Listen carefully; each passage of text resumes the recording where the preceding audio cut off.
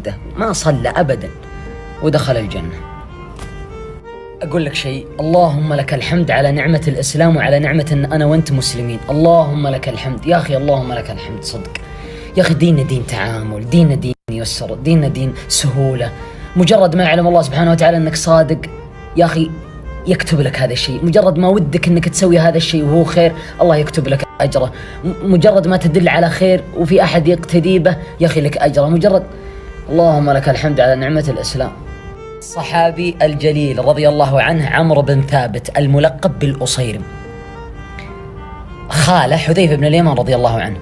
بعد ما جاء الإسلام أغلب اللي قبل ما يسلمون يتعالمون بوش الإسلام وش يدعو له وش يحث عليه وش يحرم وش يحلل وش يبيح وش اللي حرام. جلسوا مع عمرو بن ثابت قالوا له يا عمرو ترى الشيء اللي أنت تعامل به هذا الإسلام يحرمه. قال وش هو؟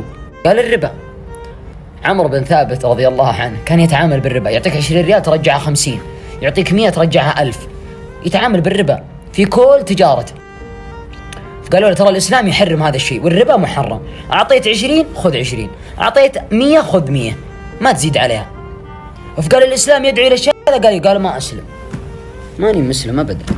الإسلام يحرم الربا ويحرم هذه تجارتي وهذا فلوسي وهذا. قالوا له يا عمرو يعني الإسلام يدعو إلى بر الوالدين ويدعو إلى عدم وأد البنات ويدعو إلى عدم الزنا ويدعو إلى الصدق ويدعو إلى عدم الكذب ويدعو إلى الأمانة ولا يدعو إلى الخيانة. قال يعني الإسلام ممتاز بس الربا يعني أنا يعني داخليا مقتنع، لكن الربا يعني ما الربا لا، الربا لا. سبحان الله، في قلبه الإسلام وهو مؤمن بنبوءة النبي صلى الله عليه وسلم وبرسالته وبكل شيء، لكن لغرض الدنيا عمرو بن ثابت ما قبل الإسلام عشان الربا. يوم معركة أحد، اليوم الموعود، خرج النبي صلى الله عليه وسلم وأصحابه وأنصاره لمواجهة كفار قريش.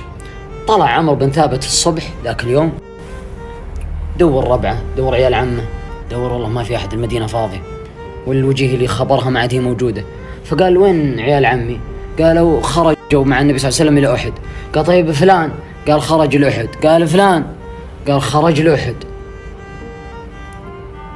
كلهم طلعوا؟ قال كلهم طلعوا. على طول رجع لبيته، لبس لباس الحرب، جهز سيفه، جهز فرسه وركب فوقها وانطلق على أحد.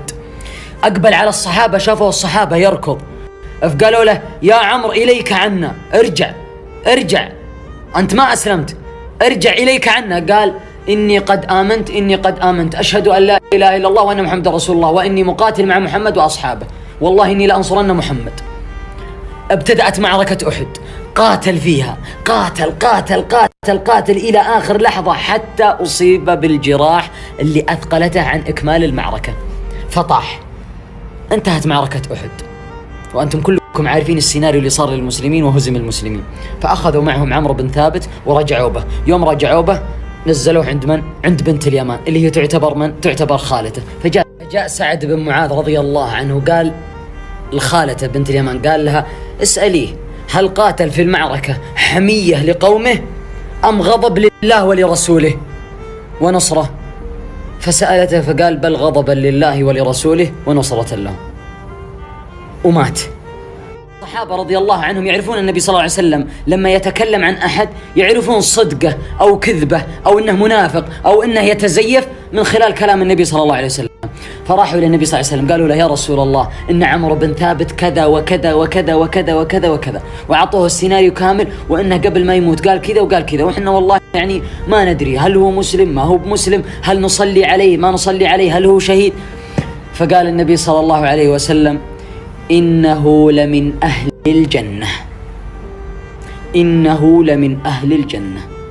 عمرو بن ثابت الملقب بالأصيرم الذي رفض الإسلام بسبب الربا دخل الجنة بسبب صدقه وإيمانه بالله سبحانه وتعالى ونصرة لنبيه صلى الله عليه وسلم، وأنه كان صادق، فكتب الله له الجنة وهو لم يركع لله ولا ركعة وما صلى لله ولا صلاة. رضي الله عنه عمرو بن ثابت الملقب